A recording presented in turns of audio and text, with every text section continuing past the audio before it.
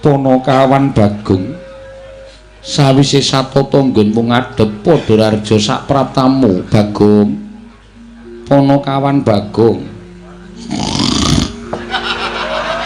ora edan ta iki mulane ket mau dirasane ora nyaut lha walah bocah edan nggih Bagong wah jan wis ngeget-geti iki teko iki lho teko dengkul kita iki ora iki Bathara Antarada wah Dewa to? Dewa. Waduh, nyuwun ngapunten Bu Kulon. Mohon maaf lahir batin. Ya ya. Wah, bocah edan ora. Niki kadewatan to? Iya, iki kayangan Suralaya. Waduh, mongko kula ora numpak sepur lho. Lho. Kok ora numpak sepur ki? Lho, jare Surabaya, Suralaya. Wah, edan tenan iki ya.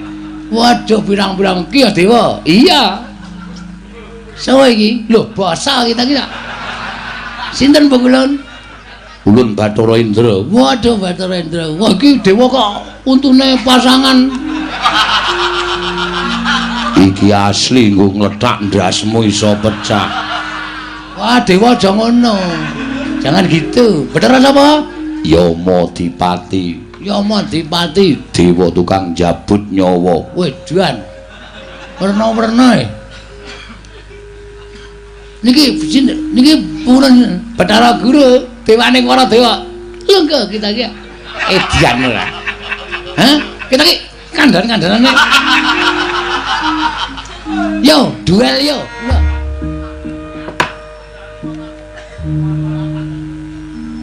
Om Mastuna Sidam Skaring Bawana Langgeng Nun sewu Kakang Narada Kakang Resi Kanika Putra Sarawujeng andika Kakang Kanika Putra wonten ing Balimarti Kundha Manik dinten sakmangke menika ingkang rayipun Jatimurti ngaturaken pasegan panakrami kunjuk sandhap pepada paduka Kakang Narada Kakang Resi Kanika Putra merkencong warudaya Pak Pong buk bolong kali cedhe sapa sing gawe kawula nuwun nggih sampun watami karya bombong raos sing manahipun ingkang raga ing Sidik Pangudal-udal asung pambakanipun dika Adi Pramesti Bathara Guru namung kasa wangsulipun kepanengipun ingkang raga ing Sidik Pangudal-udal ngaturaken pudhi astawanipun ingkang raga mugi kunjuk ngersa paduka Adi Pramesti Bathara Guru kawula non Kakang Narada kula tampi karya bombong raos sing manah amawakono kabagyaning gesang kula Kakang Narada mboten langkung kacekecakno anggen ngandika lenggah Kakang Resi Kanika Putra inggih sampun mboten kirang prayogi pisanipun ingkang raka ing Sidik Pangudal-udal dinten ri kalenggan sakmangke menika Adi Pramesti Bathara Guru apa dene sira Bathara Indra prayogakno nggonira ngadhep Bathara Indra lho diweji para mbukulun semban kula tansah pinanganing kawidadan sowan kula tebih saking Sambikala namung keparenga ingkang putra pun Bathara Indra ngaturaken sembah sumangga ping pabektinipun ingkang abdi pun Suropati kunjuk ngersa paduka Sang Hyang Jagat Grinata sembahan kula Rama Wukulun ulun nampa karya bombong tias ulun ora liwat pangestu luntu menapa marang jeneng para kula dinggo jimat paripih dayana ing kasantosan apa dene Yamadipati prayogakno nggonira ngadhep kawula nuwun inggih sampun boten kirang prayogi pisawanipun abdipun Yamadipati Rama Wukulun wangsul ngersanipun Kakang Narada Kakang Resi Kanika Putra sewu-sewu kalapatanipun ingkang rayi tadah wadana Kakang Narada karana rika lenggan sakmangke kula wantun ngawontenaken pepanggihanipun para Jawata wonten ing Balimarti Kundha Manik mila sadèrèngipun ingkang raya mbabaraken menapa wigatosipun wonten Asaka liraning penggalih kepareng nglubirna sih samudra pangaksami dhateng ingkang rayipun Jatimurti anggen kula sampun kumelancang wantun hamboyongi dhateng jengandika Kakang Narada Kakang Resi Kanika Putra Kakang Sidik Pangudal-udal dalah jagat dewa Bathara nuwun sewu Di estunipun sampun ngantos paduka paring pangandika ing kados mekaten menika kala wau jenenyatanipun Panjenengan menika dados dewaning para dewa. Panjenengan menika dados nalindranipun para dewa. Wondene ingkang Raka menika dados kami tuwaning kayiwangan. Mila sampun ngantos katimbalan ing Wancirina nadyaning Wanciratri, katimbalan sowan kula mboten badhe suwala. Tartemtu namung mastuti sabda tawa paduka Adi Pramesti Bathara Guru. Malah sakmangke gandeng Kang Raka sampun keparang sowan wonten ing Bale Marti Kunda dinten sakmangke menika. Mboten wonten raos ingkang gumana musik wonten salebeting manahipun ing Raka kejawi namung enggala kula tampi dawuh timbalanipun paduka Adi Pramesti Bathara Guru. Wonten menapa Di panjenengan ngawontenaken pepanggihanipun para dewa? Monggo menika beneh kan adat ingkang sampun menawi kepareng kawedane ingkang kathah tumunten kababarna nanging menawi wadi dhateng sangganing para putra-putra kadewatan swawi kula dherekaken manjing sak lebeting kayiwangan. Mugi paring dawuh dhateng Raka kanthi jejagongan catur netra kaneng kekara isi dipangudal-udal. Kula cumadhang dawuh timbalanipun paduka Adi Pramesti Bathara Guru Di Adi Bathara Manikmaya. Anjrah ingkang beswita rum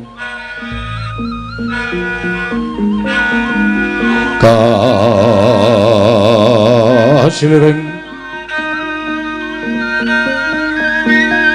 samirana mrih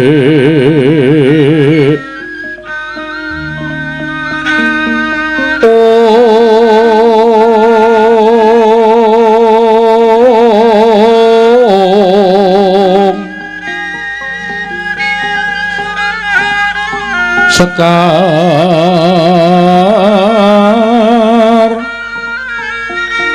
gadung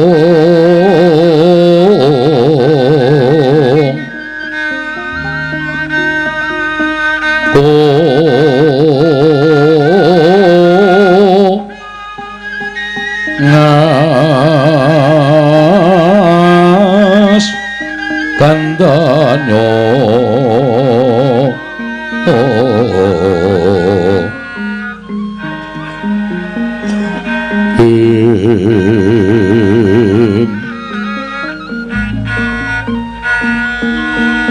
maweraras ratnaning griya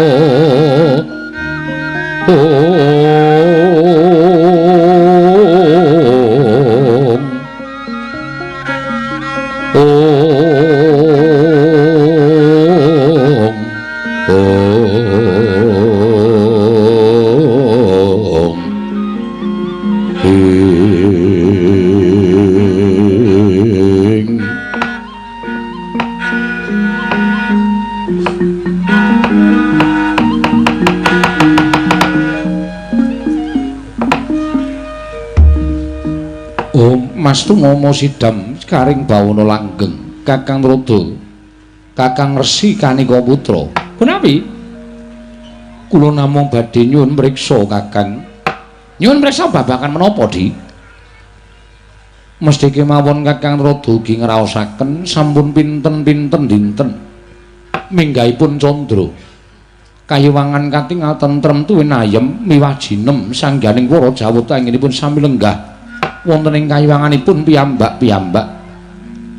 Nanging sabab menapa wonten pinten-pinten dinten menika katingal wonten hawa panas ingkang sumundul wonten ing ngawiyat akarya goreh rongeh penggalipun para Jawata Kakang menawi kepareng Kakang Amedarna menika saking dayanipun menapa Kakang? Alah dalah. Nyuwun pangapunten lho Di, nyuwun pangapunten. Mboten ateges kula menika mboten badhe purun katimbalan ngrasa paduka Adi Pramesti Bathara Guru. Menika babar pisan mboten. Namung sejatosipun anggenipun ing Raka Gumujeng menika kala wau menika naminipun elok.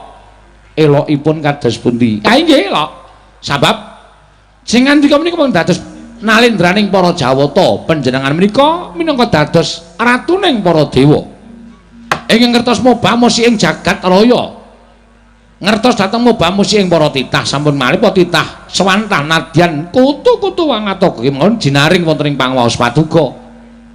Nanging sabab menapa namung babakan kayangan wonten hawa benter kemawon ndangu dhateng Raka isi dipangudal-udal. Menika tumrap kula mujudaken satunggiling pandangan ugi saged, mujudaken satunggiling panodi dhateng neraka ugi saged. Kakang Rada, punapi? Ulun menika nalindraning para Jawata. Ha inggih. Jengandika menika kami tuwaning kayiwangan. Nadyan dipun kados menapakno, menawi kayangan menika wonten paridamel mesti kemawon ingkang matur kami tuwaning kayiwangan. Sanes kula Kakang, menika angka sunggal. Angka kalih menawi dipun traju babakan yuswa langkung sepuh Kakang Rada tinimbang keng rayipun Manikmaya. Turta kula menika minangka dados nalindraning para Jawata mboten badhe awantun ngungkuli panguwaosipun pujangga utawi kami tuwaning kayiwangan. Dosa menapa badhe kula sandhang menawi kula wantun ngungkuli dhateng panguwaosing paduka Kakang Resi Narada. Ing angka 3 adhedhasar menapa dene kula nyuwun dawuh saking Kakang Resi cobi panjenengan Kakang Rada kula aturi naliti mboten wonten ing atasipun kula ingkang damel cangkriman tumuli cangkriman menika kula batang piyambak mesti kemawon ingkang batang tiyang sanes Kakang Rada alah dalah panjenengan menika saged kemawon pados karti sampai kesupados ing neraka munjat ngersa paduka Adi Pramesti Bathara Guru ha inggih mboten dados menapa menawi jengandika andangu babakan gara-gara ing sumundhul wonten ing ngawiyat menika istripun monggo sami dipun petang. Gara-gara ing saged sumundhul wonten ing ngawiyat menika petanganipun wonten kathah. Menapa kemawon Kakang setunggal lemah sangar kayu aeng menika ugi andadosaken gara-gara kayiwangan. Nanging jagat sakmangke mboten wonten wujudipun lemah ingkang sangar, mboten wonten kayu ingkang aeng. Sedaya sampun tawa tawi tawar saking kridanipun para titah ing mapan wonten ing Janaloka. Kasinggihan Kakang, angka kalih menika menawi wonten satunggiling brahmana tapa seka nganggenipun semedi wekasan daya kekuwatanipun saged sumundhul wonten ing ngawiyat. Mekaten Kakang inggih. Namung kula titik kanthi paningabatos jagat sakmangke dereng wonten satunggiling brahmana ingkang alampah tapa. Mboten wonten. Ing angka 3 inggih menika menawi wonten titah ingkang badhe ngungkuli dhateng panguwaosipun kayiwangan menika kuwi andadosaken gara-gara wonten ing kayiwangan. Contonipun nalika Prabu Nagapracana lan Patih Sekipu etak-etak api-api nyuwun widodari ning jane kepengin dados nalindra wonten kayiwangan. Nah, menika saged dadosaken gara-gara ning kayangan. Nanging samangke para nalindra mboten wonten ingkang kepengin ngungkuli panguwaosipun Paduka Adi Pramesti Bathara Guru menika ugi sanes. Ingkang salajengipun menawi wonten satriya ingkang lereh kasatriyanipun tumuli madeg brahmana mongko dereng purna darmaning kasatriyan. Lah menika ugi andadosaken gara-garaning kayiwangan. Inggih Kakang inggih. Menapa wonten satru ingkang lereh kasatriyanipun tumunten madeg brahmana mboten wonten sedaya tetep ruket dhateng kewajibanipun piyambak-piyambak. Kula titip priksa mawi paningabatos mboten wonten satru ingkang wantun lereh kasatriyanipun tumuli madeg brahmana. Namung samangke nadyan kula tiling-tilingaken di ewa semanten tasih ketutupan roning salamba perkawis menika ngandadosaken gara-gara madyaning kayangan Suralaya. Kanthi sasmita ing kados mekaten menika kala wau katitik bilih titah ingkang damel gara-gara wonten ing kayangan menika mboten wong loro saudon telu saurupan menika mboten wong limrah nanging pancen winong wong dening dewane winong wong dening sing kuwasa. Ketitik nadyan sampun kula waspaosaken kanthi permana jati ewadene titah menika dereng ketingal sinten naminipun lan niatipun menapa. Lah kok menapa ing dados gegayuhanipun saged sumundhul wonten ing ngawiyat saengga andadosaken gara-garaning kayiwangan. Mekaten Kakang nggih. Menapa dikuring ingkang malah sampun priksa kabedhau dodo kula kapendheta manah kula. Sasampunipun kula midhanget sabdanipun Kakang Rada malah semunipun radi kuwatir saklebeting manah kula. Kuwatiripun kados pundi? Krana panjenengan paring dawuh wonten moganing titah utawi titah ingkang kepingin gadah gegayuhan nanging nyatanipun titah menika dereng sagedipun mangertosi sinten krana panduka Kakang Rada paring dawuh menawi tasih ketutupan roning salomba. Inggih, leres kok, Di. Kula mboten badhe atur dura. Mbok menawi andang dhateng ke putra pun Bathara Indra. Sinten ngertos Bathara Indra saged mangertosi? Indra wonten timbalan. Apa kita ngawruhi titah sapa ingkang bakal darbi gegayuhan nganti daya kekuwatane sumundulana ing ngawiyat iki Bathara Surapati. Ulun. Naden kapejauna kula nderek. Kula ugi mboten mangertos jumbuh kaliyan jawipun Iwang Mikronaroda. Nadyan sampun kula tilingaken paningalipun ingkang putra pun Surapati paradene boten saged narbuka pepeteng ingkang tasih sinandhi dening panguwasaning Gusti menika pukulun. Nuwun sewu pukulun. Upamiya paduka saged paring dawuh dhateng abdipun Yama Dipati nadyan tanpa kadhawuhan kula piyambake ngembadhe mudhun wonten ing jagat hanjabut nyawanipun titah ingkang wantun damel gara-gara wonten ing kayiwangan menika pukulun. Iya, Yama Dipati. Nanging emane titah mau durung dingerteni sapa. Mula Kang Sanga kuwi den saranta sawetara. Mbok menawa kanthi sarana sabar iki mengko bakal tinarbuka sarta bisa mangerteni sapa ingkang bawi gara-gara kayiwangan sarta titah sapa ingkang duwe panjaluk ingkang kekuwatane nganti sundul ning kayangan Suralaya. Ah, menika laku prayogi, laku prayogi. Kula kinten sedaya perkawis menika mboten saged dipun candhaki nanging sedaya badhe padhang sak mangkinipun waton kanthi nampa kanthi ikhlas. Samangke dawuh dhateng Sangya para widodara widodari para dewa para dewi supados sami kiat anggenipun nampi pacoban saking jagat menika kala wau sarana wujudipun gara-gara dipun tampi kanthi ikhlas kanthi sarana mekaten kula kinten saking pamayaginipun ing Raka Isti Bautaludal sarta atur waliyanipun ing Raka dinten samangke titah menika anggenipun gadhahi gegayuhan wonten sambung rapetipun kaliyan kayangan Di wonten sambung rapetipun kaliyan kayangan margi pamothaipun titah ing mekaten menika kala wau menawi boten wonten sambung rapetipun kaliyan kayangan tartemtu boten badhe damel gara-gara wonten ing kayangan aning menika nyatanipun kegiatanipun saya ageng panasipun saya elok kados mekaten menika Di Adi Pramesti Bathara Guru sigra-sigra yen pramana kanca sigra lagi nawang sesongko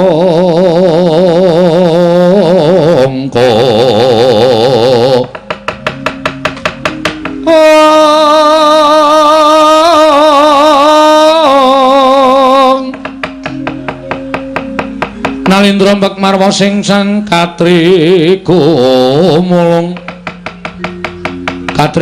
mangrembak ing wadya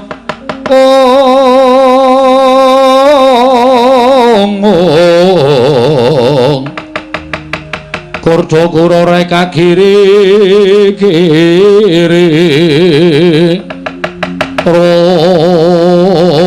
nanggono magawe gelari wang-wang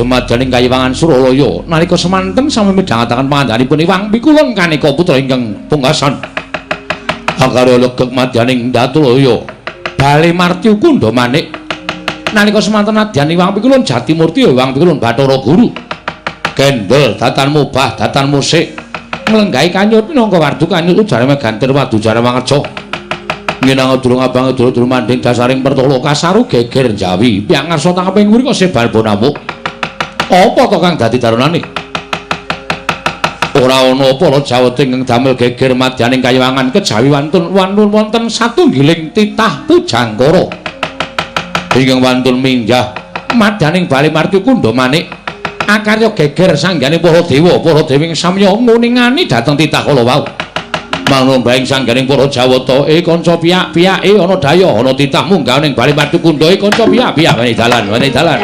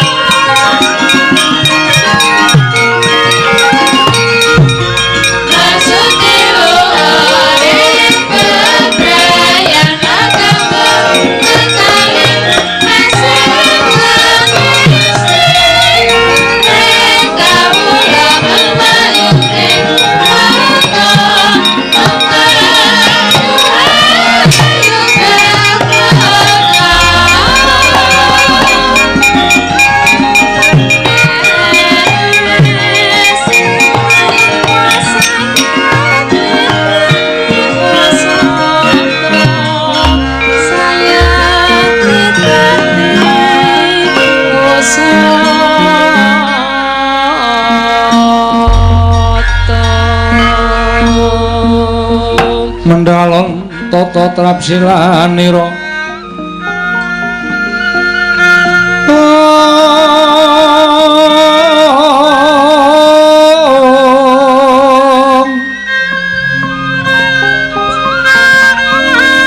ngajamaken astanira kalih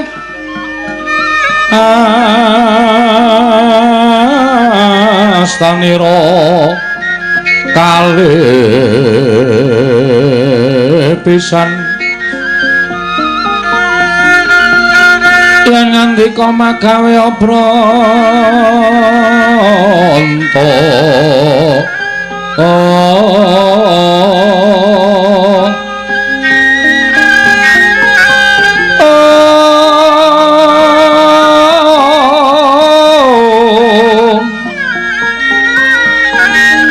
yen ngandika magawe Branta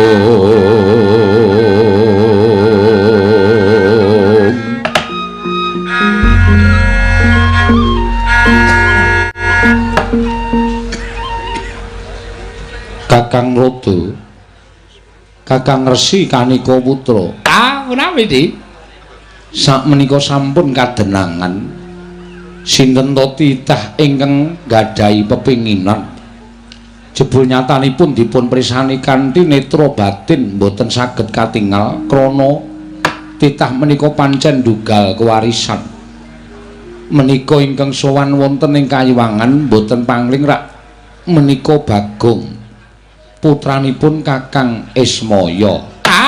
Lho tenang. Perkencang warudayang pak wong. Lagu ngene. Bagong ki ya ngerti dalan ning Kayangan ta ya. Nganti tekan Kayangan barang ki ngopo bocah iki? Di. Nuwun sewu. Nadyan Bagong menika namung atmajanipun Kyai Semar Badranaya, Kakang Ismaya namung nuwun sewu panjenengan sampun prisa piyambak. Jam terbangipun Bagong. Menika menawi panjenengan boten ngatos-atos menika mangke panjenengan saged kewirangan lho Di. Inggih Kakang. Kula badhe ngatos-atos. Inggih. Delah bocah kok nekate ora jamak-jamak iki ya karo sapa ngono lho. Nganti Bagong kok tekanangan ki wigatine apa? Lho ta. Ponokawan Bagong sawise satata nggon mung ngadhep padha raja sak praptamu Bagong. Ponokawan Bagong. Ora edan ta iki? Mulane ken mau dirasane ora nyaut lho. Lah bocah edan nggih Bagong. Wah, jan wis ngeget-geti iki teko iki. Lho. Teko jengkol kita iki ora iki Bathara Antarada. Wah. Dewa to? Dewa. Waduh, nyuwun ngapunten Bu Kulon. Mohon maaf lahir batin. Ya. Wah, bocah edan ora. Niki kadewatan to? Iya, iki Kayangan Suralaya. Waduh, monggo kula ora numpak sepur lho. Lho. Kok ora numpak sepur ki? Lho, jare Surabaya, Suralaya. Wah, edan tenan iki ya. Waduh, pirang-pirang ki ya Dewa. Iya. Sopo iki? Lho, basa kita ki. Sinten Bu Kulon? Ulun Bathara Indra. Waduh, Bathara Indra. Wah, iki Dewa kok untune pasangan.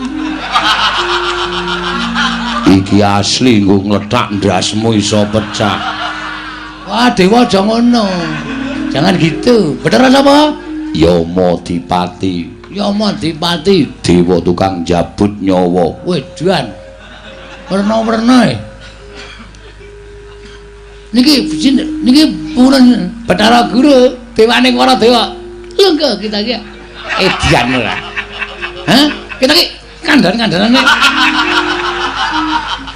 Yo, duel yo. Lah. Dewa kok ngeplaki ora. Kita iki lungguh kok. Ngono. Kuwi Sang Hyang Jagat Girinata, Sang Hyang Bathara Guru, kuwi Sang Hyang Manemaya, sesembahaning titah sak Madyapada. Lah kok kita dilajikan tanpa tata krama. Sembah sujud kula kula.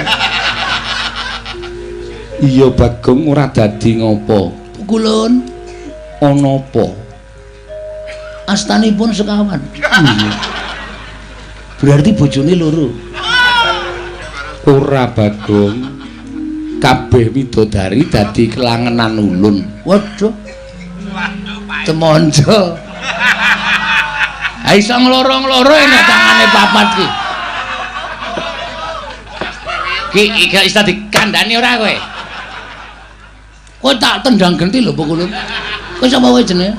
Ulun rada. Ulun kami tuane kayangan. Ayo engko sikik santai. Waktune isih sewengi kok kesusu-susu. Bagong Dalem padha kanthi Raharja sak prapta kita.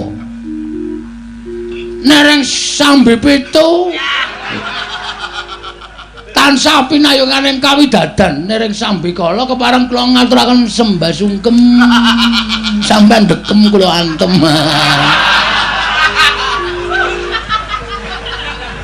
Kita kuwi titah ingkang keladuk gecul kumarucul. Nggih.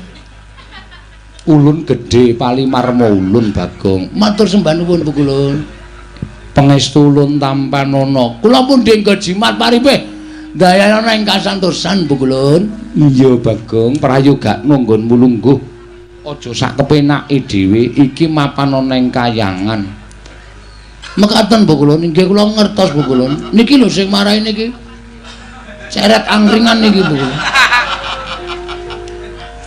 Iku Kakang Rada. Wah lho. Sampeyan ngene niki sepon niki to? Iya. Kakang Rada. Iya. Kowe rada Raharja sak praptamu Bagong. Pangestunipun Kakang Rada. Sing Kakang ki kono wae. Kowe ping bola-bali lho kowe njongkong ke aku. Ki dadi masalah iki. Masa aku menyeluk Kakang merah entuk. Ulun ki dewa kita ki wing titah. Ge dasar kita ki batur e. Weh. Ngino karo aku kowe. Kakang Rada mbok inggihpun kajengipun mboten menapa-menapa wong disebut Kakang kalian Bagong menika mboten menapa-menapa. Ngrungokke iki. Inspekture muni ngono. Kowe ora entuk. Ya, wis tak tampa. Pangestuku tamparana. Pangestunipun Kakang Rada. Kula pundi nggo jimat paripe, Kakang. Wah, jan kayangan kedayoan kok ya wong edian kaya ngene to ya. Wah, kudune titah ki sing apik-apik to sing cuwan ki Janaka utawa Kresna ngono ku ya dadi ketok apik. Sepisanan sowan kok Bagong ki njur maksude kepiye coba? Kakang Rada. Mbah. Ampun gresula Kakang Rada. Ampun emosi Kakang. Niki mengke padha karo mengko limbukan Kakang Rada. Dua bintang tamu yang berbeda pendapat.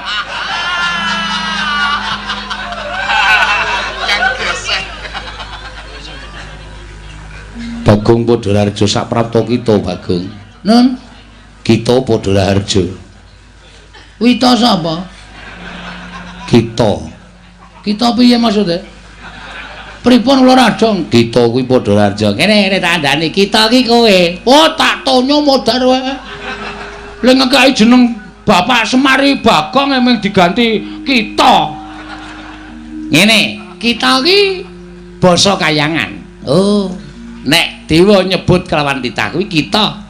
Nek dewa nyebut awake dhewe kuwi ulun. Oh, ngono. Ya. Oh nggih, Kakang Rada. Nesu Kakang Rada iki. Guyon kok njur orang senyum blas. Ora ngono Kakang Rada. Kakang Rada ngaturi sabar. Sampun boten saged. Bagong Kita padha Raharja Bagong. nggih, Bathara Indra, ulun wilujeng. Ngene tak omongi, sing nyebut ulun ki ming dewa. Lho, ha iki nendi? Iki nek nang kayangan. Aku nang kayangane berarti aku wis menjadi dewa. Dewa 19. Kangen, wong kangen. Ngene-ngene rasane.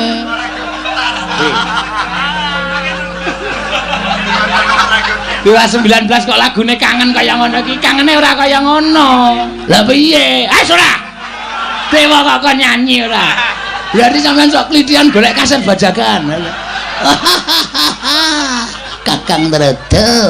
Lama. Kakang lama PKB. Wah, Kula malah mboten wantun bagekke Pukulun, ndak malah kewirangan. Bagong Padaraharja. Ya ulun tampa. Betara Yama Dipati kita padha slamet to, bener dadi. Lah rak tenan ta. Iya slamet prayogakno. Ulun wis kepenak, kita kepiye? Ya aku wis kepenak. Ya, yuk. Beneran to? Ngapa? Nika sing nang mburine Pukulun Bathara Guru nika ya widodari. Ayo widodari. Ya kene widodari ana sing elek. Ya muni ayu kabeh. Ae sing gedhe kae ndebombok semono. Oh, widodari kok kepleh-kepleh. Aja ngawur kowe.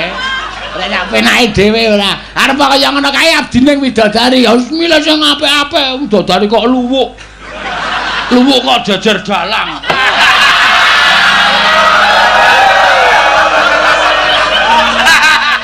Kowe. Wah. Sak penake dhewe ya. Bagong wonten dawuh Pukulun. Ulun bakal nyuwun priksa. Nah nggih.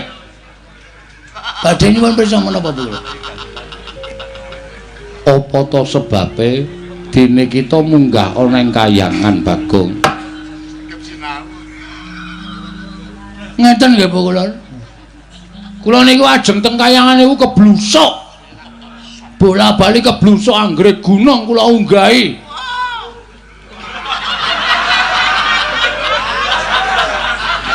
Anggere gunung kula unggahi jebul dudu Kahyangan, medhun melih kula.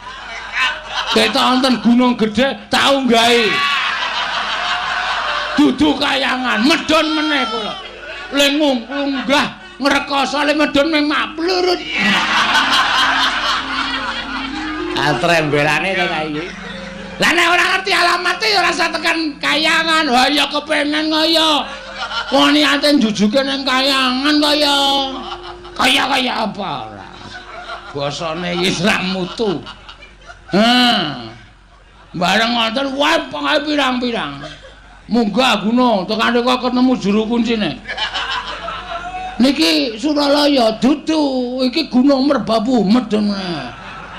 Munggah meneh iki Suralaya dudu, iki Gunung Kawi medhen meneh. Munggah Suralaya. Munggah gunung, iki gunung ngendi? Gunung Ketur, kok ora mblendhuk.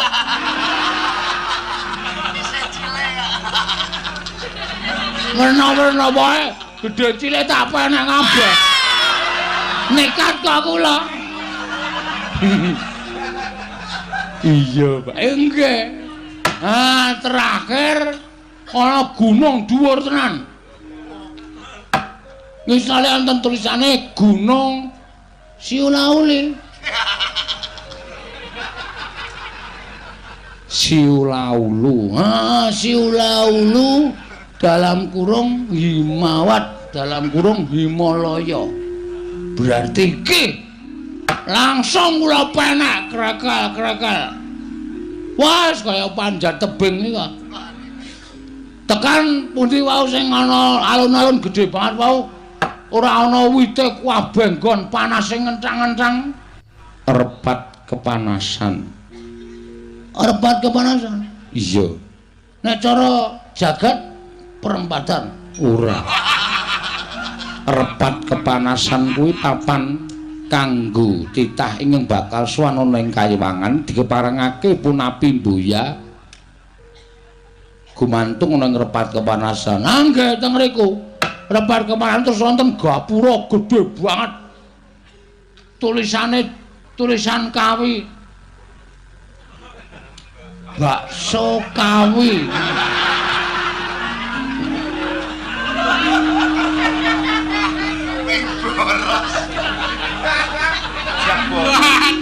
Wah, aja mlebu rawane kula arah dedek. Jejere wonten gapura meneh tulisane Suralaya. Ini jelas jebul ditunggu karo dewa buta loro. Sinten Pukulun Rada? buta lur sing jaga repat kemrasan Cingkara Bala Upata. Jenenge Cingkara Bala Upata. Kula arep mlebu kayangan dipenggak, diatungi gada. Siji nggawa gada, siji nggawa pedang. Aku ki arep kula niku ajeng sowan Kulon Bathara Guru, ora kena. Terus kula langsung megarke epek-epek set ngoten. Mriki mlumpuk mriki. Sampeyan jenenge sinten? Cingkara Bala. Sampeyan jenenge Cingkara Bala Upata. Wah, cing ciripit gula batu gejepit.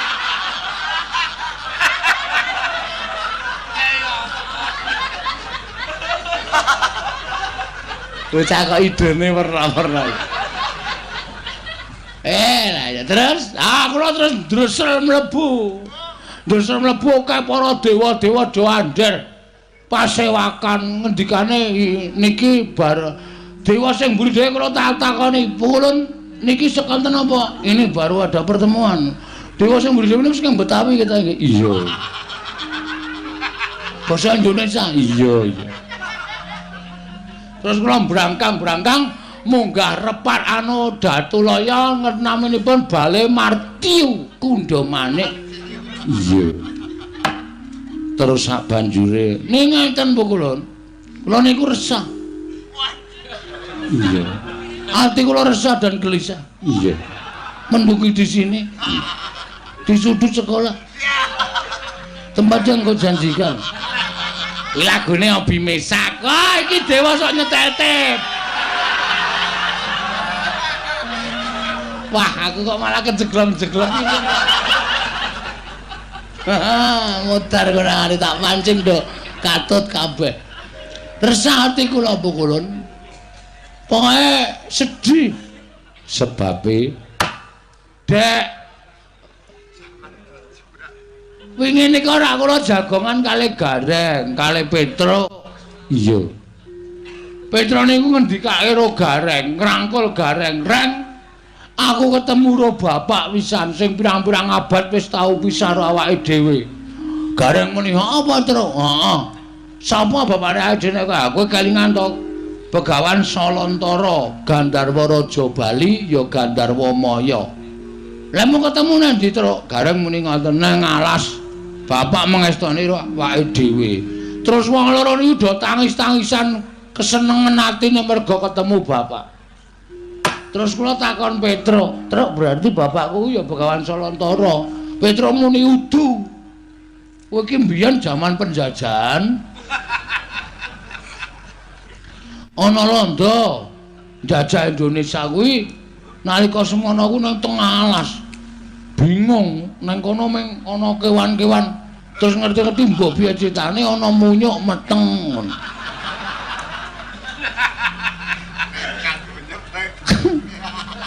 Munyuk iki nglairke pas Semar leledang nang alas. Terus bayi iki dobeni jenengke Bagong. Kula kok rada keloro-loro nggih. Maksude pasuryan kula sing kaya ngeten mosok anak munyuk. Kula terus rumangsa kula ora mungkin anak kula namanya munyuk. Terus kula niat kula ajeng gugat teng kayangan. Lha niku ajeng nyuwun prisa Bu Kulon. Ning mboten priksa lelara lho. Iya. Ajeng nyuwun priksa. Jane asline lho, asline nek Petro Gareng niku dudu anake Semar, niku sudah ketemu karo bapakne. Lah terus ulun iki anake sapa? Kita ngerti ora, Bu Kulon? Kakang Rudo kados pundi? Lah mutiar ora. Ya, bocah kaya ngene gawe kisruh iki lho. Angge dipun dongaken kemawon. Adi Pramesti ugi nalika semanten nderek sowan wonten ing Ngundarandir Bawana. Ngetutaken dhateng Kakang Semar dipun kepengin nyuwun rewang wonten ing jagat raya. Dipun paringi dawuh kemawon. Bagong, "Nun, yektine kita kuwi ora duwe sudarma lan ora duwe ibu, sabab satemene kita kuwi titah pujan." Maksudnya pripun niku? Ngene. Nalika Kakang Ismaya mudhun ana ing jagat durung ana menungsa kang ana bangsaning jin. Nalika semana Kakang Ismaya bingung bingleng kenganglangan merga ora duwe ruang tumuli munggah ana ing kayiwangan ngadhep ngaran panjenengan ulun. Tumuli ulun larapake sowan Iwang Pikulun padha wenang supaya diparingi ruang utawa kanca nggone mudhun ing jagat. Nalika semono ayang-ayanganing Kyai Semar utawa Kakang Ismaya dipuja dening Sang Hyang Asih Prana. Wekasan wujud kita Bagong, mula kita kuwi kedadean saka ayang-ayangane Semar Badranaya. Kula iya. Dadi kita yen goleki bapak ibu kita kuwi ora ana. Pancen ya ora ana temenanan Bagong. Nek wangsulan kaya ngoten niku ora sakraya-raya kula mendaki Gunung Himalaya. Kula wis tau entuk crita kaya ngoten sing nyritani sapa? Ya Semar. Kula ya takon karo Semar, "Dana bapakku sapa Tomar kok kowe iki blas ra mirip karo aku?" Semar crita ngoten niku tak paido. Bagong niku wong sekolahe mung diapusi kedadean saka ayang-ayang. Nek sampeyan iki dewa iso nyipta ayang-ayang dadi menungsa, mbok coba ayang-ayang kula niku manggawe wong wedok sing ayu banget. Tapi iso mboten? Lho niku butuh bukti ora mung waton omong. Masa wong lumraning jagat kok ora duwe bapak, ora duwe ibu, mung dicipta saka ayang-ayangan. Mana mungkin? Nggak akan terjadi. Bagong, ngapa meneh iki jarat iki? Ulun ngandani ya. Ulun ki nalika semana nekseni aku ora butuh seksi. Seksi iso disogok. Aku ora butuh seksi. Seksine Iwang Pikulun Bathara Guru seksi sing ora iso dibuktekke. Seksi golek-golek kok. Nggih to? Apa kula rada muni urung aspalan we, nyatane wis aspalan kok. Muni ya kowe. Ora iso apa-apa nek seksi bayaran. Jagat ora jagat iki serius aku. Iya Bagong, ning nyatane pancen kaya mengkono. Kula ora percaya. Titik. Nek kula sowan teng kayangan mung dipameri Bagong dumadi saka ayang-ayang. Kula mboten percaya. Percuma kula munggah teng kayangan. Saniki kula tak takon, sampeyan niku dewaning para dewa. Dewa sing dhuwur dhewe. Terus kula ajeng takon teng pundi nek mboten takon Bathara Guru. Hah?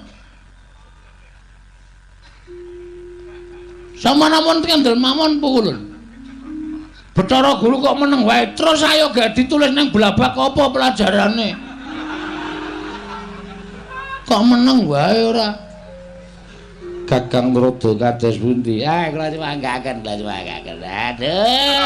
kriwian dadi kerojokan, geguyon dadi tangisan iki wong kuwi ora geger ora karo-karoan nek Bagong nganti kaya ngene watrawe. Oh, ndaran, kula tak takon sapa? Mongko. Perhatian. Bocah iki ngapa ta ya? Nek nganti Pikulun Bathara Guru gak iso. Ngomong cara apa meneh iki? Menjelasno. Sapa to? Bapak Inyong Warataya. Mau etan saiki bali kulon. Ngawur banget. Wis tak antepi niating tekadku. Rawe-rawe tak rantas. Malang-malang tak putung. Trima Bagong modar neng kayangan ra masalah. Tegesan. Kok tegese piye? Tegese aku ora seneng, nek tegesan nek isih dawa kula seneng. Golek tegesane kok pamerke nang kene ora.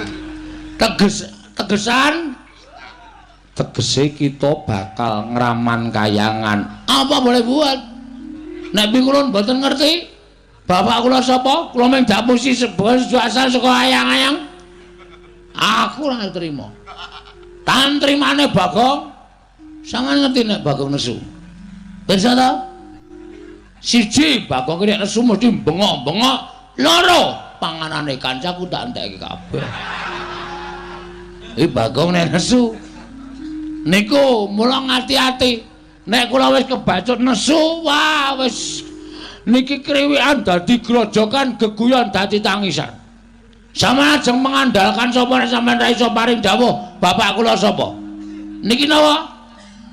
Dewa sing nang mburi kula niki ne. Kula leboni selang jog banyu tumpangke kompor modar jeblok dhewe. Dewa kok ceret ngene kok dupeni. Edan ta. Iki keflaki wae jajal yae. Rasa semangkean napa putra panjenengan Iwang Pikulun Bathara Indra ajeng ngundurke kalih Bagong. Iwang Pikulun Bathara Guru ramene keterangan bapak kula rawe-rawe rantas malang-malang tak putung. Sampeyan ora pantes dadi ratu ning dewa teng kayangan.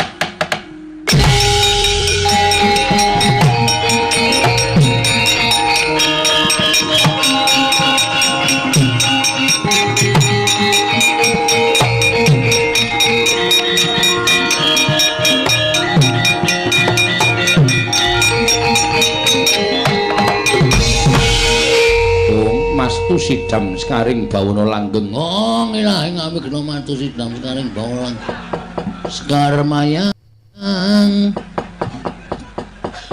Edan tenan. Ora edan kowe arep ngopo, Ndra? Lho. Kowe samploke ra payu main film saiki kowe dadi dewa ya. Film apa saiki Dono Kasino Indra. Ayo. Kowe arep ngopo kowe? Ulun ora nrimake lamun kita ngamuk ana ing Kayiwangan, ngerti yo. Iki Kayiwanganing Sudarma Ulun. Ulun ki atmajaning Iwang Pikulun Bathara Guru. Yen nganti kita bakal ngamuk ning Kayiwangan dudu sapa-sapa mungsuhe nanging Bathara Indra. Bagus, bagus. Kuwi sing tak karepke. Percuma aku urip ning alam padha nek aku ora iso ngabekti karo wong tuaku, aku ora iso sungkem karo wong tuaku. Ora ana gunane Bagong diuripke ning alam donya nek aku ora ngerti karo bapakku. Pancen tak jarak. Pancen tak sengaja. Tak dudul kanepsaning para dewa-dewa sing do mapan ning kayangan.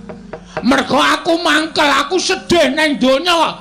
Dewane blas ra ana sing medhun. Ora ana sing takon karo Bagong. Bagong ana masalah apa? Ora ana blas. Dekno nek sing sedih bendara-bendaraku Janaka, Werkudara, Puntadewa lagi sedih-sedih lae dewa do teng celurut rebutan. Nek sing sedih wong cilik ngene iki dewane ra ngetok.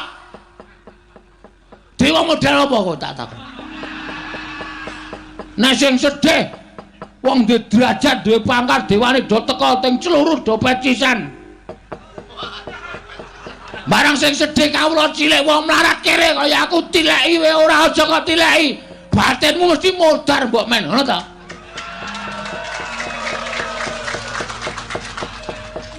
Semangkean. Areng apa mendelik ning arep aku?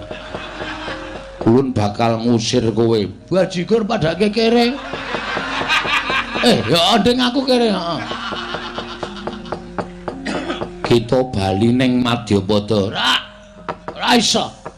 Wis tak niate aku mati ning repat kemanasan tak lakoni. Mergo ngerti ya.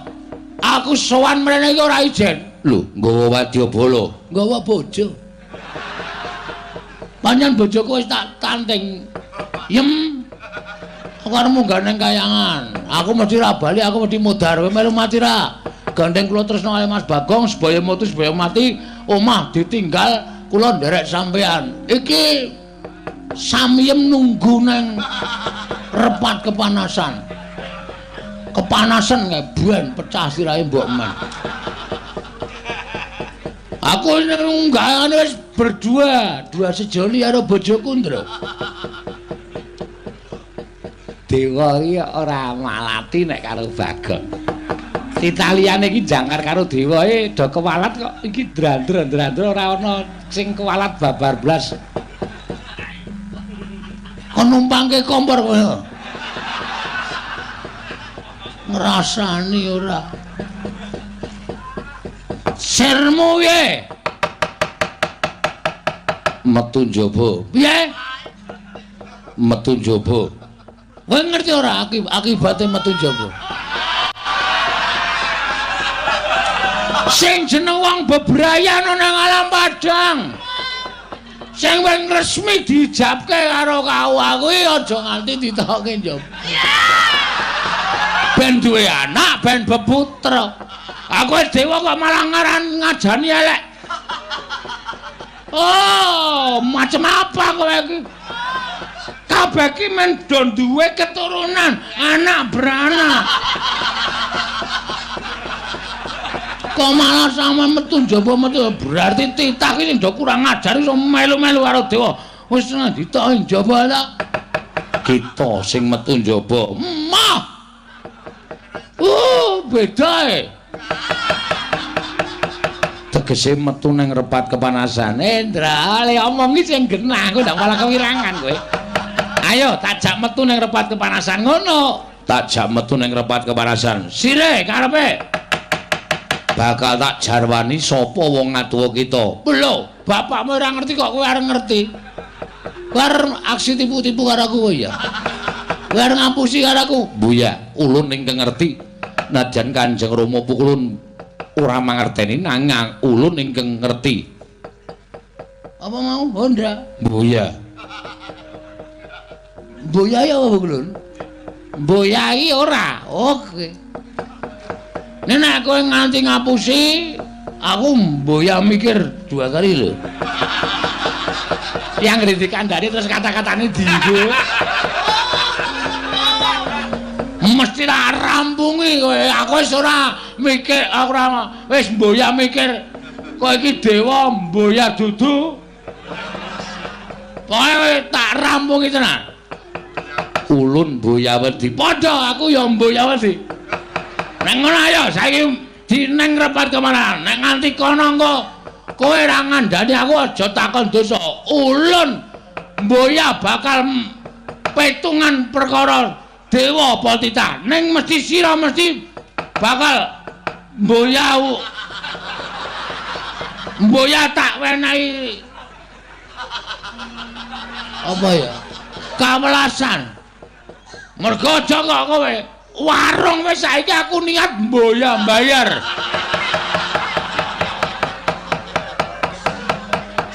Wong edan ora metu njaba kramasi epek-epek. Aku wis bar kramas wis. Akarmu gak kayangan mau wis bar kramas yakin sumpah. Aja dikramasi nggo epek-epek. Indra junjungan metu njaba ndak omong wae bocah iki. Iki nek ora tak junjung metu njaba malah omong wae iki ya dewa elek meneh iki. Hah? Wis tak njaba wis dijunjung. Model piye kowe tak takon? Ayo, arep omong apa kowe?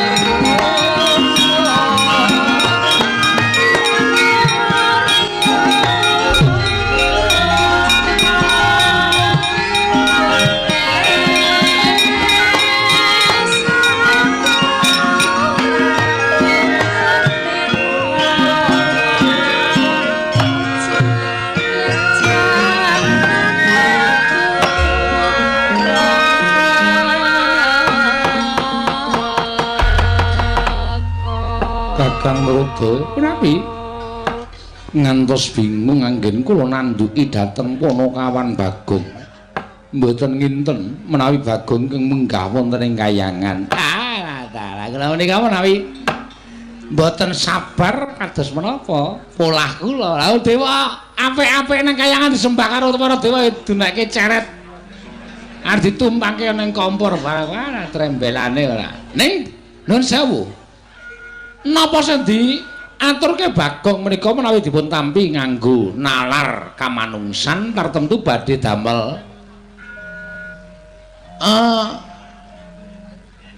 mangkel penggalipun nanging menawi Bagong menika dipun tampi tiyang ingkang kaduk gejul kumarucul menika mangke mboten badhe kraos wonten ing manah di inggih namung sak mangke kula kedah kados pundi Kakang Kemara Paduka nyatanipun ngawontenanipun Bagong dumadosipun inggih mekaten menika kala wau mangke dipun perpeki kemawon nek Bagong ora gelem mundur utawa gelem bali wonten ing jagat inggih nyuwun mapunten wong nyatanipun titah ingkang sampun keladuk wani kurang keduga dawuh sangganing para Jawata supados nyingkiraken dhateng pun Bagong nanging menawi Bagong sak mangke berguguk utawa waton ya diguru kedah paring dawuh sak nyatanipun mekaten Kakang inggih menawi ngantos pagi Bagong tetep ngoyak dhateng kula Bagong menika kaliyan sinten-sinten boten ajrik.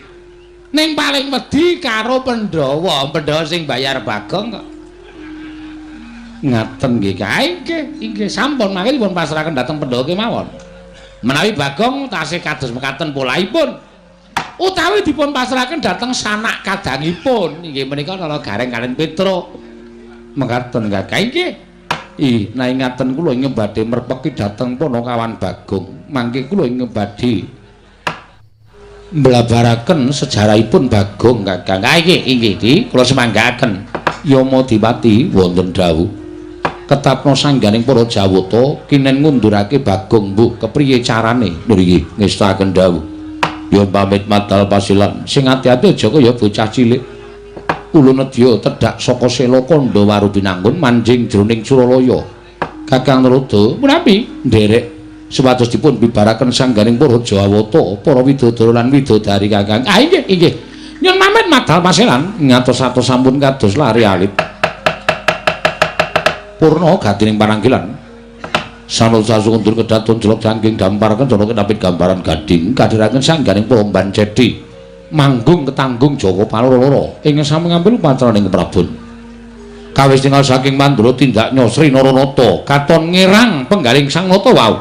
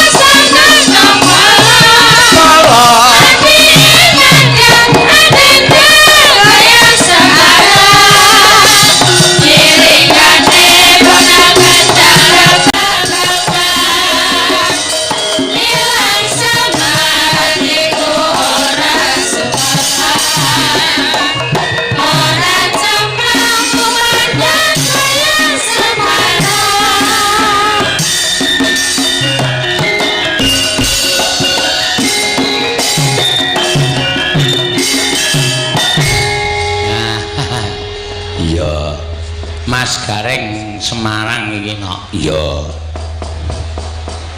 Nggih, wilujeng dalu Mas Eno. Wilujeng dalu Mas Gareng. Wah, jan dangu mboten pinanggih. Nggih, ra tau ngejak. Napa? Lali arep ketemu piye wong sampean ra tau ngajak? Lah ngajak piye wong sampean ya wis payu laris kok ya. Anggere tak jawab tanggale mesti ora iso, tak jawab tanggale mesti ora iso. Ya ora iso le goleki tanggal 32 iki kalenderku ora ono e. Ora niki iso ketemu ki rak mergo dibejok ning Karangdawa nika. Nggih, kaya rumah sawu kaya wong nyidam ya, Mas. Kaya nyidam pripun? Entuk job kok kaya nyidam ning ngenteni tanggalan tenanan. Suwi nggih. Suwi. Nggih. Mangsaku BTL ya, Mas. Apa? Batal. Batal piye? Mak Tumiyono ora bakal batal menyang. Lah wong mergo AED iki wis profesional. Yen wis didhawuhi pisan ya kudu saguh. Nadyan jane asline, Mas. Piye? Iki en sing nimbali ora Pak Tumiyono jane bengi iki. Aku ki nganggur. Oh, iya. Anu ya kaya seniman laris-laris ngono wae. Tak kira ki nek ning Jakarta apa ning Surabaya nganggur. Iya, ya apa-apa. Iki wis tak lengke rene sowan rene rutin pendak Sabtu Pahing kok, Mas. Rutin piye? Sing rutin dalange nek dagelane sing ora rutin. Ha ning kowe ora ngerti perbawaku, aku lak bola-bali matur to. Pripun? Dinggon ana wayangan ora bakal udan. Iki delon mau udan deres apa ora? Ning begitu ingsun rawuh.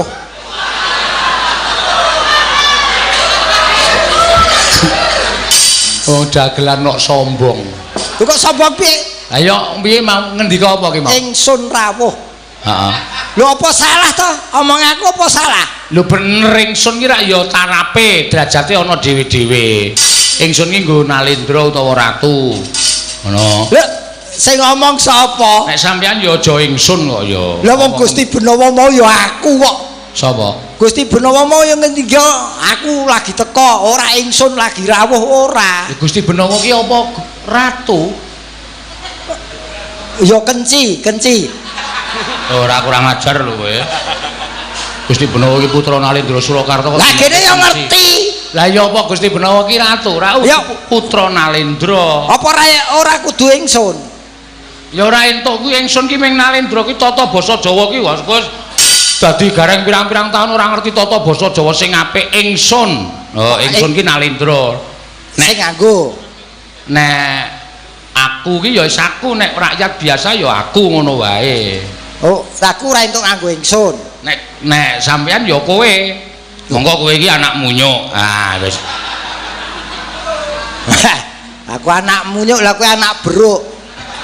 Ya awake dhewe nak ndulur. Ora anak ndulur. Beruk ki munyuk cilik. Munyuk cilik kok anak-anak iki dipeksa apa piye? Ora ana kok pernikahan peksa kok munyuk. Ora beruk ki apa ora ya munyuk gedhe kok sik aku mula gedhing kok. Kepethuk kowe iki gedhing. Agar lagi kepethuk wis konfrontasi iki jane iki kepiye? Lho ora dhewe iki niat golek pangan apa arep padu? Lah ya golek pangan iki mergo saka le padu ngene iki. Oh, ngono ya, Mas. Lah iya kok ya. Main kepethuk dadi plus. Iki sing diarani dhewe iki simbiosis mutualisme. Saling menguntungkan satu sama lain. Nggih. Mumpung iki nderekke panjenenganipun Pak Tumiyono wungon tirakatan. Pas wetone Sabtu Pahing ki nandhakake wong yen Sabtu Pahing wetone Sabtu ki saka tembung apa? Sabtu ki saben dina tumungkul mring Gusti. Pahing ki paham ing kahanan. Beliau ki paham ing kahanan. Waktu iki aku sih butuh duit. Mula terus aku ditimbali rene. Ngono. Nggih. Wektumu apa? Wektumu? Netuku Rebo Wage. Rebo Wage. Rep ki kerep. Golek sing elek lho, aku wis ngerti kok. Kerep sinau mula ora bodho. Wah, Rebo kok. Oh, Rebo. Wage. Wah. Wage ki wancine. Gege mangsa. Kapan tumibaning pasti? Tegese pasti tumiba ki pasti apa? Rezeki. Kowe lak kerep gege mangsa kapan rezeki teko job teko. teko to Mas. Seniman ki ora usah munafik tetep sing dinteni job. Bener. Iki aja baen-baen iki pada suka nglumpuk ning kene lho iki. Iki napa? Heeh, iki dalang pirang-pirang lho. Oh lah. Aku yo gumun kok nglumpuk ki padha ora mayang to. Nggih. Iki nandhakake dalang kene pada suka umume Klaten khususnya iki bersatu Mas. Bener nggih. Iki nonton dalang weton Prambanan. Kok weton Prambanan piye Mas? Sampean ki lho, asline ndi? Asline Yojo. Ah, asline Jogja ning keprakamu Solo. Dadi sing tengen Solo kene Yogya. Iki dadi kowe iki dalang weton Prambanan kowe iki. Yogya ya Solo ya gumantung sing nanggap sapa. Wis pokoke ora apa-apa diarani weton Prambanan, weton Mbayat, weton ngendi terserah. Ya. Sing penting nek kula nganu Mas Gareng, kula niku wonge ora fanatik. Jujur kula kawit cilik niku sinaune sinau cara Solo. Ning gandeng kula niku manggone ning Yogya, mula iringane cara Yogya, suluke cara Yogya, ning wayang kula wayang Solo. Kelir kula kelir Solo, gamelan kula gamelan Solo. Niat kula ora kok pripun-pripun, men do nyawiji. Ngoten lho. Men do dasi siji. Kadang tesih wonten sing ana sok kadang mula muni wah cara Solo iki ning kuping ora penak dirungokke. Engko piyai Solo, oh keprak Yogya kaya ngadol bakso. Ah ngoten iki. Tesih sok-sok wonten, mula nek iso didadekake. Sampeyan ora usah gagas wong sing gaene ngelokke. Nggih. Ngelokke tok ora tau nanggap ya percuma. Bener. Mending kaya panjenengane Pak Tumiyono iki ngendika sithik ning nanggape kerep. Lah, ya ngono kuwi sing dikarepake. Wong iki lak dalam rangka tirakatan ki nyadong mbok menawa wahyu tumurun. Leres nggih. Yen syukuran ki mensyukuri apa yang telah terjadi beliau sampai yuswa sekian diparingi sehat banyak rezeki. Amin. Ngoten. Oh, panjenengane niku deles seniman kok Mas. Betul nggih. Seneng seni. Ah, leres kok ya panjenengane ya tresna nyatane pendak sesasi pisan mesti wayangan. Ya mbok sapa sing diaturi ditimbali karo panjenengane ning mesti wayangan. Lah iya. Nggih. Nggih niki sing diundang niki bengi niki nggih bejane sing mirsani iki dalang istimewa niki. Istimewa apa? Kaya diiye. Lho. Sampean ki dilem kok. Mboten sah, ampun. Mriki niki sing langkung sae akeh. Wis sing langkung sae kadang kula Mas Kasim, Mas Bagong, sing kula wau nemanggi kula Mas Mul menika ya apik kabeh. Kula wis maturke sore wau kula niku ming dienggo penambah rasa kemawon. Upamane wong mangan bakso kula niku sok ditambahi bumbu apa lah sing saka njaba men rasane saya enak utawa malah ora penak menika gumantung ling rasake. Mas, aja dianggap istimewa to, Gah. Mas, aku matur ngono ki tak omongi ya. Pripun? Iki jane aku ki ngatur sakonone, real, ngerti real? Real ngerti. Real, nyoto. Sampeyan ki jane tanpa penggembira ki wis lucu. Ngono? Tanpa penggembira? Kuwi wis lucu, dadi rasah nganggo imbuhan apa-apa wis lucu. Ora usah nganggo bintang tamu maksudnya. Ora usah nganggo bintang tamu ki wis lucu. Lah ngopo kowe nang kono nyenguk kuwi? Aku bengi iki nonton wayang dibayar. Aku dadak omong. Loh, kok dadak omong piye Mas Teh? Lah nonton wayang cukup nang mburi meneng metenguk gatekke dalange wis kok dadak omong. Lah dadak setu paing ngono. Lah kok sik, lah aku kok dadak mbok undang ngomong aku enak-enak ning kono. Aku kok dadak dandan. Lah aku kok ya dadak ditimbali. Aku kurang ajar kowe. Berarti kowe nolak ditimbali Pak Tumiyono. Sing nolak sapa? Lah iki mau kok dadak ditimbali. Apa aku nolak wong aku sowan tekan kene? Kowe aja ngono lho. Ora lah kok nek wis ditimbali iki ngucap syukur, alhamdulillah ditimbali Pak Tumiyono. Aku kok dadak ditimbali. Anggepmu kowe luwih cukup tinimbang Pak Tumiyono ngono piye? Lho, sing ngomong cukup piye wong wingi tak jajal tak sekeng sik kok. Gegeden kok cukup. Kowe aja kowe tumbak cucukan no. Ora tumbak cucukan aku mung neruske omonganmu kok. Kowe seneng to yen kancane ora diundang rene. Wis bengi iki penonton rasa nonton wayang, nonton kowe karo aku padu ae. Wis arep apa kowe saiki? Ora apa-apa wong aku minggenake omongan sampean. Nek omong ki basa ki angel. Lah kok dadak diundang. Ha iki lho, ra penak ning kene iki. Lah, Ra penak. lho. Maksudku ora usah diundang. Ora usah maksud, aku ora maksud pokoke. Iki mung ra penak ning kene iki. Tegese ora usah ditegeske. Aku nesu emosi kok pisan. Ora emosi apa teko dok wis diudani kok. Ha ya kabeh ki Kowe romantis ora ngerti to? napa? Kathokku teles iki. Lah Iki ngopo? anyep kabeh lho iki. Lah ngopo kok teles? Tiba ning kono. Ayo. Ayo sok meneh iki le pincang ki nek wis ning dhuwur panggung. Lah kowe gaya kok. Kowe mlaku penonton ora ngerti nek kowe gareng Semarang terus dibincangke. Ayo tiba.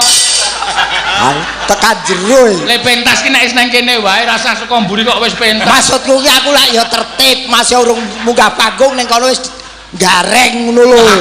Ayo kebangetan le profesional kebablasan kowe. Lagi medun saka mobil lagi dikeroyok penonton kok wis bincang. Nek ra pincang lho kok Mas Garing mboten pincang ngono. Oh terus pincang ayo. Kebangetan jenenge ngono kuwi lah. Banyak kowe iki ora iso dikumpulke aku. Kowe karo aku geying. Geyeng piye? Wetone iki wage karo paing ndai geying, ora tau gathuk. Ah ora apa-apa kok ya. Aku aja ngelingi bapakmu sapa gelem ngancani kowe. Sampeyan nepung lho. Superman ki biyen kenekku. Kurang ajar iki. Bapak Pelecehan nek iki asli. bapakmu ki sapa jenenge? Superman. Lho, Apa kamu ini Superman? bapakmu Monggo bapakku ora tau nganggo cawet ning jaba. Superman ki ra cawete ning jaba. bapakmu ki malah ora nganggo blas. Maksudku Superman, Heeh. super ki nandhake kelase men ki manusia lelaki. Bapakmu ki lelaki sing istimewa. Apa kowe ngerti apa tepung kok kowe? Ah, sama aku picek po. Ora tak takoni tepung ora. Yo ngerti to. Akrab. Yo yen akrab ora. Ora yen akrab ora. Ora, aku arep mbok jegurke wadune. Ayo, ora wurung aku mbok kon nyusul to. Ha to, kanca akrab sing siji wis mati kok aku urung ngono to. Ora. Soale bapakku nek kono bingung golek bintang tamu.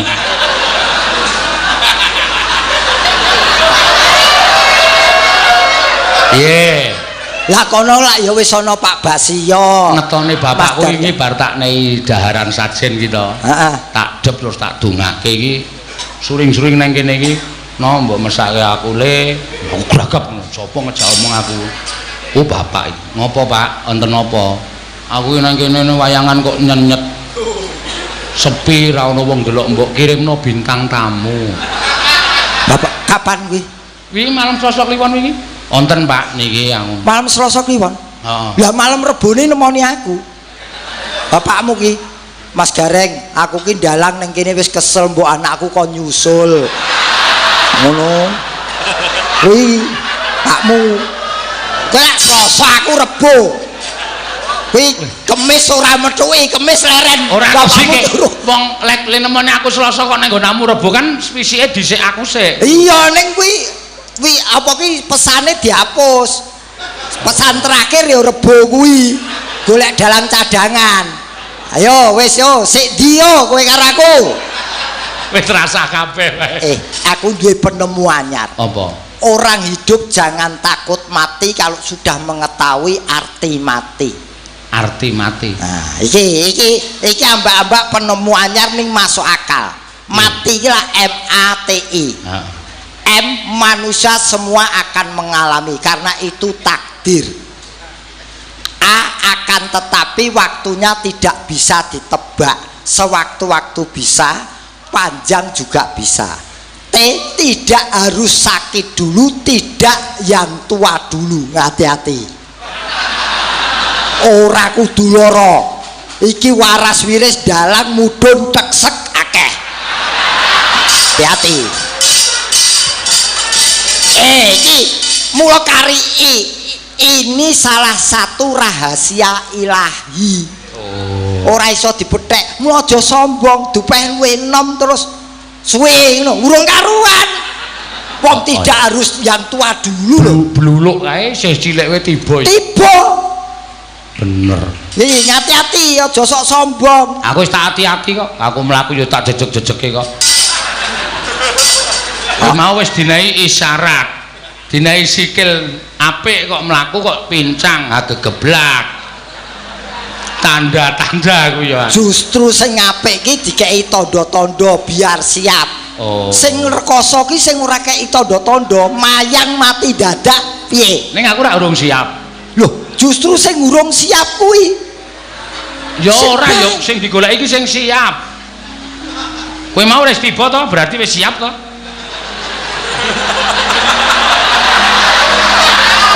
Loh. Heeh. Stop, ora omongan kaya ngono gah aku. Gene ya wedi mati. Wong senengane apa Mas? Niki nawala kathah ya didum kok ndak ora prayoga. Ya layange akeh ya ndang digawa ning kantor pos. Napa? Layange wis akeh gawa ning kantor pos. Ora iki diwaca kok. Pundutan lagu ngono lho. Ya nganu ndagel-ndagel ning las-lasan ora terus-terusan. Ah bener. Nek aku arep maca layang ki rasa dikirim ke kantor pos. Nek kira-kira ora masuk ki aja diomongke. Oh iki. Ya kowe ya. Ya aku wis ngasah bendo lho iki. Sik, wah malah do ilang to. Sugeng dalu. Ya bucangik kagem nderek mangayu bakya kagem Bapak Tumiyana nyuwun tembang kadung tresna. Oh ya. Ing nyekar Mbak Ana Pertiwi. Oh ya, saka PWKS Jabodetabek no. Ya. Iki mirsani langsung rene. Nggih, niki anu kirim layang kok Mas. Nggih. Wah ya ragat to. Jabodetabek kirim layang iki ragat kuwi. Lho aja salah, piye Jabodetabek ya ana sing tekan kene. Lah kuwi layange. Lah iki PWKS Jabodetabek. Lah kuwi sing ngirim sapa? Iki ya PWKS, piyayine sing ngerti aku ora ngerti. Iki mung masalah layange dadi geger lho iki. Tak wacane sik, mengko gak dilagokke. Jare ora ngurusi layang. Ya tak urusi wong aku sing mayang kok geger wae kok. Ngono ki lho. Pokoke ilange. Ya. Wayang apa layang yen ora ana duwite. Pecinta wayang kulit Surakarta nyuwun gending Kembang Rawe. Mbak Tatin dan kawan-kawan, Dokter Tatra dan Tatra wis wacana. Ya, angel ya. Minta lagu aja lali janjine dibawani. Sambel kemangi dibawakan Mbak Tatin ditujukan pada kru WMP, semoga sukses selalu amin. Kula Sarno Swita, ya kula badhe nyumbang bawa Cilimbukan duet kali Mbak Tatin kali iklan. Oh iya, iklan apa? Empuk iki. Ora oh iya. Dokter Tatra iki. Pemborong bangunan mengerjakan pembangunan rumah, pertukangan, renovasi rumah, pemasangan keramik dan lain-lain. Banjarjo, Kedung Ampel, Cawas, Klaten. Oh iya, matur sembah nuwun. Niki Kembang Rawe, Mas. Wis ngerti aku ki wis maca dhisik aku kok ndak ngomongi. Oh, mbuhna. Pokoke jare ra iso diwaca. Aku kira ra iso maca mung sing kirim iki nek Kembang. Lah ya tak wacake kuwi kok Dokter Tatra plus kawan-kawan. Oh ya. Oh. Buta huruf kok dadane oh tok. Ya ngece aku buta huruf. Kowe iso nulis po? Lah ya iso no. Tulisan Semarang tanpa A, tanpa huruf A. Iki sing buta huruf kowe. Kowe ora ana Semarang kok tanpa huruf A iki ra iso diwaca. Semarang tanpa A. Ora iso no. So wae jenenge ra iso nulis kowe. Semarang kok tanpa A ki opo? Semarang tanpa A. Wis rampung. Nulise piye? Lah iku aku meng nulis to Semarang tanpa A. Ya tulis wae Semarang tanpa A. Wis rampung. Ngono kok mikirmu mbulet lho. Lho jare tanpa A. Lah iya tanpa A. Ra meng aku tak kon nulis ora nganggo Semarang tanpa. Oh, TLK. Apa? Telek. Ngono kok pinter moh. Ayo wong. Manut ngelmuku. Sing kowe iso menyusun 3 kata disusun dibaca dari depan maupun belakang sama arti dan sama bentuk. Ayo. 3 kata disusun dari belakang maupun depan sama arti dan sama bentuk. Kasur. Kasur. Wes, meh cedhak iki meh iso. Meh iso. Kasur ini rusak.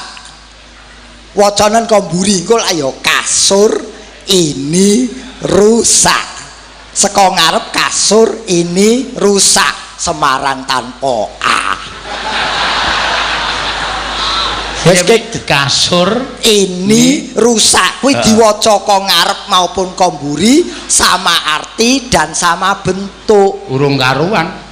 Kok urung karuan piye? Urung karuan arep tak waca saka mburi-mburi lawange ra dibukake kok. Diwaca kok ngarep to. Ya. Kasur ini rusak. Nah, diwaca saka mburi kasur ini rusak. Ora nyandak iki kelas dosen kok. Iki paling ora levele ya putrane Pak Tumiono. Paling ora iki master iki. Oh, gayamu ora. Wong iki senengane iki sing diaturi apa sih? Pak Tumiono arep nyekar. Oh nggih, mangga. Ya mau paring dawuh ngono joan pas awak dhewe sowan mau ketemu mau. Heeh. Ya panjenengane diaturi tindak. Nggih. Pak Tum sampun wekdalipun Bapak nyekar monggo sampun kula sediani gamelan komplit. Nggih. Mangga, ya kok diseprati turuk.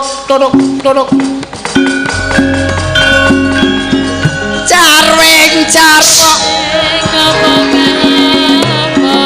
kang mahasemu. Aku pelatih. Ya Mas, ya Mas. Rama sanguku seperti pikir. Waduh, wilujeng dalu Rama. Sugeng dalu. Nggih. Mas Gareng. Dawuh. Tadi sing goro-goro nyekar sapa? Lho, wong nika kalau wau ingkang dawuh Mas Seno engko Pak Tumiono nembang pas limbukan ngoten. Mumpung niki dirawuhi nganu lho niki danyangi pepadi rawuh. Sinten? Pak Kondang. Pak rawuh panjenengan. Nggih, lah niki. Wah, sembah nuwun Pak Kondang. Pimpinan pepadi golek senden cagak siji. Nggih, wilujeng dalu Rama. Nggih. Niki Pak Tum badhe nyekar napa? Nyekar apa ya reng aku ora iso ya. Ade nyekar dalange nggih kenging. Ini nyari gara-gara. Sekedap Pak Tum kula tak nyuwun prisa. Coba diurus dulu. Mboten lajeng nyuwun prisa Pak Tumiono. Pak Tumiono, kula tak nyuwun prisa. Monggo. Mas Gareng ngendika, kok salahnya aku ndadak diundang wonten penggalih panjenengan pripun? Saya itu salah tadi. Mestinya waktu Gareng kesini bilang kok saya apa? Ndadak diundang. Itu saya tadi udah minta tolong Badar. Nanti kalau Gareng datang tolong dirampung ke harusnya nggak tak urus. Jadi pas ngomong tadi itu beneran mulai ya sak karepmu ora sak karepmu. Saya aku main genahke karo Pak Tumiono lho. Ora perkara piye-piye lho. Marai menyangkui gur setengah kilo, kono 2 kilo, dadi mandi kono gitu. Ora perkara kuwi. Perkara apa? Kalimatmu sing salah. Ayo ganti Kalimantan. Saiki ngene, wong aku diundang Pak Tum ditimbali Pak Tumiono. Mas Eno mayang di rumah saya. Wah, aku iki matur nuwun. Ing atase ming sak aku ditimbali Pak Tumiono. Lah terus, salahku nggo ngendi? Lah kowe iki lho. Salahku nggo ngendi? Aku dadak ngundang aku. Anggapmu sampean ki luwih gedhe tinimbang Pak Tumiono. Sing lho iki ora perkara gedhen-gedhenan lho. Hah? Iki kalimatku ngono ki salah. Salah no. Tipek. Iki ora masalah tipek, masalah rasa. Wis natoni penggali Pak. Iki rasa ora melu-melu, rasa ning kaya ngono mbiyen ra diundang. Aja nyandak rasa, rasa ki lekku lho. Pun Pak, monggo Pak. Wis tak gawe ruwet kowe. Pripun? Niki mangadili. Pundi? Sing bali sik pundi? Mriko napa mriki? Kalau dulu saya kecil itu tipek ada, tapi kalau rasa itu ditipek ra iso, Ren. Yes. Ya, bener kan? Yen rasa niku mboten iso ditipek, mergo rasa niku sing dodol tipek. Oh, ya iki gak omong serius kok kurang ajar to. Aku rong rius, iki gur serius, aku rong rius. Ya emang Gareng rada kurang ajar rasa ra dodolan tipek mau dodolan hik ning ngarepan. Lho, ngerti ra? Ngerti ra kowe? Lho, boloku tetepan. Kula sing mboten terima, Pak. Ora trima ora tak kirimi kok. Pun Pak kacenge Pak. Dingen Pak, ampun gagas buru ceceker. Terus Panjenengan nembang napa mangke kula ingkang ngladosi. aku rada repot nek nembang reng nek. Kula betakaken yoga komplit, gamelan komplit. Nah ini sak gini banyak nek aku nembang terus engko mulai kabeh Lho, nembangan. lah mboten napa-napa, panjenengan nembang sae sidan kula balekke. Gleleng tenan. Wis kadung ngejak padu kok. Aku gumun. Pak kula perkara anyel, susu putih iso dadi coklat iki lho. Wah jare, lho susuku mau putih kok saiki coklat. Lah kulino sapa pantai? Coba reng tak golek lah. Napa Pak? Dhisik itu waktu saya kecil itu sok di apa kidung karo biyungku. Napa Pak? Apa ya dulu itu apa? Nek arep turu itu ana kidung. Oh, Gareng pinter niku, Pak. Gareng pinter. Kae lho sing kowe sok rengeng-rengeng nek dong arep edane lho. Ya ora ana wong kuwi donga tolak balak kok. Wong arep edan kok nembange kuwi. Anu, tolak balak menika Rama. Ya wis deg-degan iki karo nembang iki. Mboten napa-napa. Sajane aku rasa nembang ya. Lho, mboten masalah, ninggali mawon. Alah. Tak walik saiki. Napa? Aku nembang sing ninggali kowe, sing nyangoni. Gitu nah. Biar Saestu? Iya. Siliono, Mas. Ya. aku ya ora mampu. Oh, mboten mampu, Pak. Oke, aku duwe lah, mudah-mudahan nggak salah nih. Nggih, Pak. Ah, niki. Kalau salah ya benernya orang nek aku nembangi bener ya Salah mesake Mbak sapa? Mbak Elisa. Oh, nggih, nggih. Jadi aku dari juara kan nggak enak nih sampean. Nggih, langkai Elisa nggih. Pundi, Pak? Salah gitu. Napa niku? Saya malah sapi metune. Waduh. Kula ijoli HP kula no, Pak. Ya HP iki lho. Nggih, mula aja kula ijoli ngerti yen larang niku kok. Ya oke. Kamera. Monggo. Ya saya sebelum nembang tak nderek Monggo, nderekaken, Pak. Jadi ada Pak Kondang, ada Letnan Jenderal Dodi, ada itu datang jauh dari tonggomu reng. Sinten? Pak DPR apa? Pak Sadewa. Pak Dewo. Nggih, waduh. Pati aduh. Nggih, lujeng dalu Bapak, wadamu mboten kepanggih. Lihat streaming langsung Rawuh. Nggih. Terus yang lagi moto itu ojo sok ngomong dosen-dosen mau merendahkan itu wakil rektor UGM. Loh, itu Pak Pare Prawo. menika wakil rektor Profesor kuwi. kula UGD, Pak. Oke, Pak, mung kantun diangkatke, Pak. Ya. Saya nderek bingah. Nggih. Wah, wis golek ra ketemu. Lah kalau wong madal, Cek, engko nek salah bareng ya. kula sunaken apalan nggih. Nah, sik. Apalane tolak balak, Nduk. Iya. Elisa jumeneng nak mangga. Oh, aku ya kok dilebokke neh. Anu, Pak. Pak Tumiono. Nek maringi Gareng niku mau terus ditapuk mau terus. Piye Lek, wis entuk. Perbanmu. Dara, dhuwurmu jauh sekali kok sodo, Dara. Wah, bahaya iki. Oh, jebule ya gelem. Dah ya, balik. Ya, terima kasih, Pak. Turun. Buat seluruh hadirin yang hadir malam ini saya mohon doa restunya, semoga apa yang dipikirkan di dalam kompleks ini bahwa ke depan kompleks ini akan menjadi satu, di belakang akan menjadi pesantren Hafiz dan sudah sekarang itu Pak Ustadz Ali mohon berdiri, ini teman dari Turki. Wah, itu yang mimpin pesantren di luar, itu santrinya banyak di Indonesia. Jadi Pak Ali, aku ngomong bahasa Indonesia ngerti ya? Oh, tahu Pak. Bahasa Indonesia ya, tahu. Karena nyebut Ali aja, kalau lainnya nggak ngerti sih. Oh. Kono kok yang Silakan mau duduk, Pak. kok. Nah, jadi saya terima kasih. Selanjutnya di ruang-ruang depan sudah mulai jalan ke depan, mudah-mudahan pendidikan ini bergerak. Amin. Akibat doa restu Bapak Ibu hadirin Amin. yang hadir malam hari ini. Sekarang nyanyi reng. Jadi sawerannya aku sisa nyanyi. Oh. Balik lagi. Ayo le, kekne le, lama wis janji. Ayo kekne. Ayo. Wis entuk barang kok kowe iki. Kosik to, aku nyawer Pak Tumiono ibaratnya lak nguyahi segoro. Ngapa? Kualat gede. Apa ono iki duit lho dudu karambol, diselentik balik iki ora ono. Ya wis lah nyanyi rampung. Ya. Nggih, matur sembah nuwun panjenengan. Dene Ya.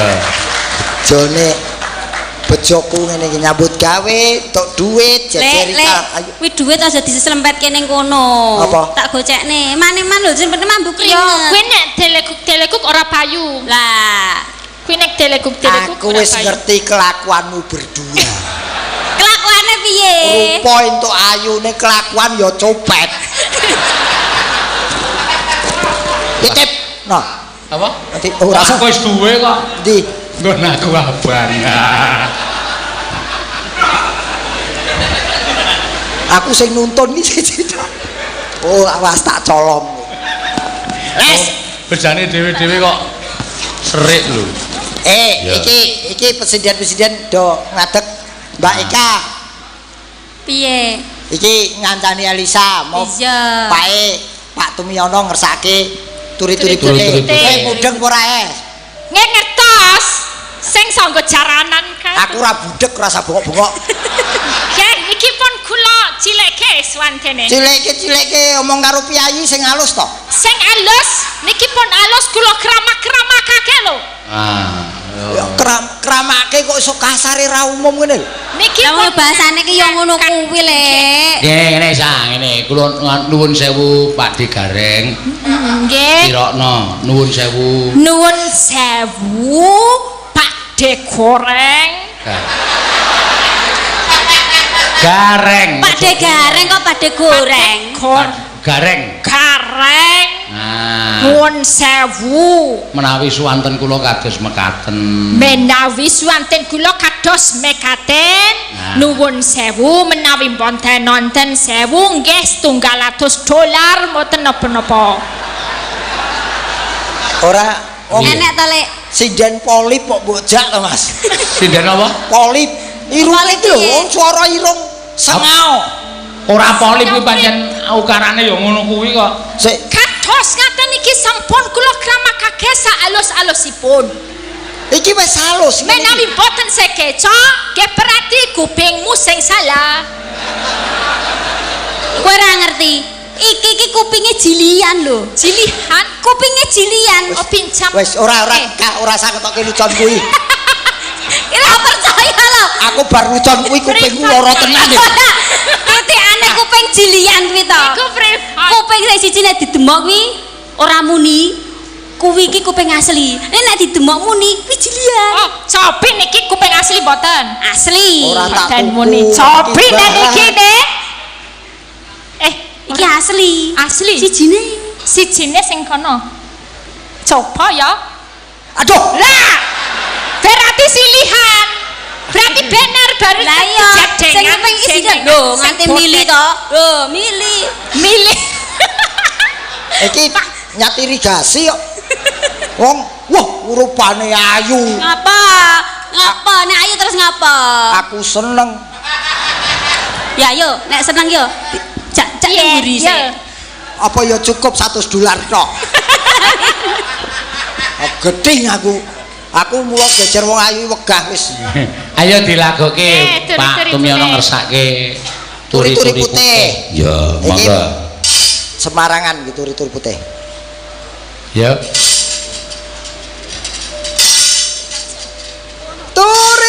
Turi. Ya. Apa dibukani celuk ya ora apa-apa. Celuk wae, celuk. Ya. Monggo Mbak Elisa ya kena, Mbak Eka ya kena. Monggo.